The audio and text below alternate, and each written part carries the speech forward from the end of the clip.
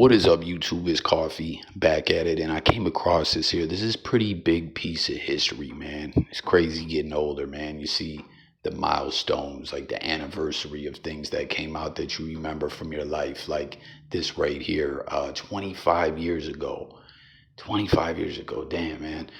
Blair Witch was released, and why this is such big history is because, like you see this tweet here says, was released 25 years ago, one of the most influential horror films of its generation and made on a shoestring budget. The making of story will have you scared to close your eyes. So I don't know what all that scared to close your eyes is, right? But the point of why this is so big for movie buffs, film buffs out there is because it pretty much, or I think it did create its own genre of films, and that's like found footage. You know what I'm saying? The type of movies where it's like footage was found, and some horrific events went down, and the survivors are all deceased, and this is what the police found, or this is what whoever found, and like you're watching the story firsthand. And other movies in this genre that come to mind, jump in the comments with some that I'm forgetting if you guys recall any good ones. Cloverfield, that was a good one. Quarantine, I think, was another one. And I mean, the list goes on. And those VHS movies, those horror movies, those are just a few. There's many, many more for horror fans, movie film buffs. Comment any found footage films over the years that you thought are dope. It all started right here with the Blair Witch, man. You know what I mean? It was like individuals went out into the woods. I think they were maybe doing a documentary on the Blair Witch, and they vanished, and all they found was this camcorder, right? It was way before smartphones and iPhones, but it was interesting because it was made, like they said, for next to nothing. Like, let's see what it says in here. Student filmmakers Daniel Myrick and Eduardo Sanchez met at University of Central Florida in '83. They bonded over a love of horror. Together they came up with an idea. A group stumble upon a terrifying house in the woods and aren't able to resist going inside.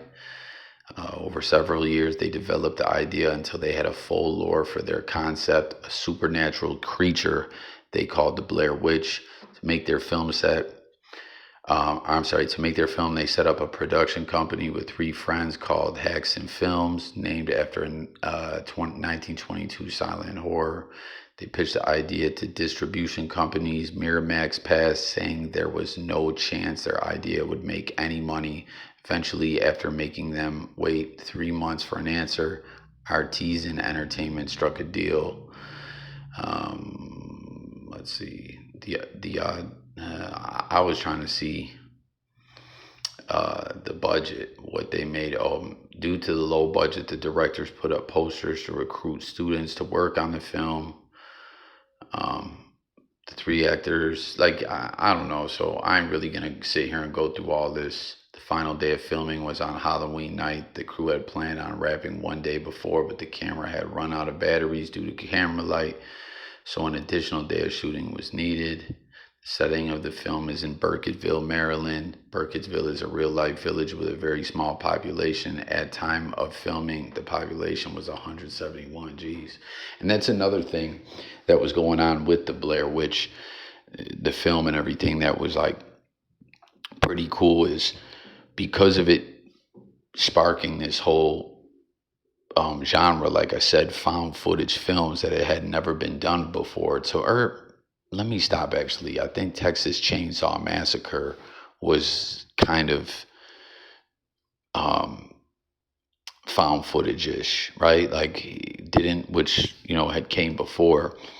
You were left to believe that, like, the footage was from the police or something like that. But either way, it was just different. Like the Blair Witch, what I was trying to get at when it came out, it had people thinking, like, confusing if this was real or not.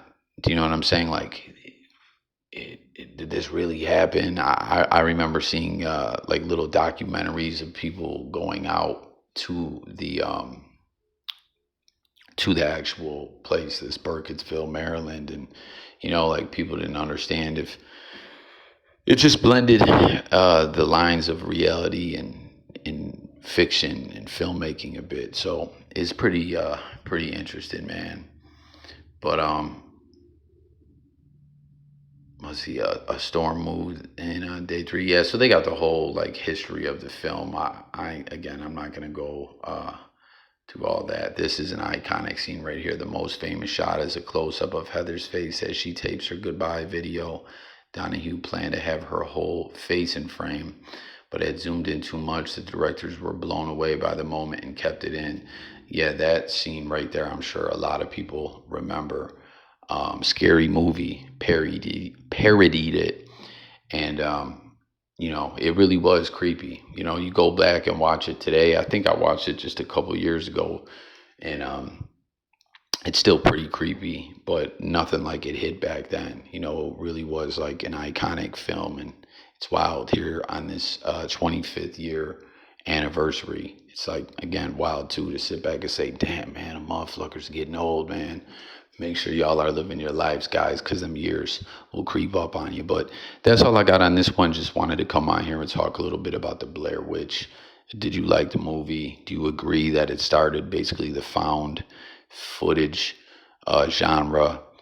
What's your thoughts about it? Do you remember going and seeing it in the theaters? Let's talk about it all. Thanks for watching. Subscribe to the channel. Look forward to talking to you in the comments. It's Coffee signing out. Peace.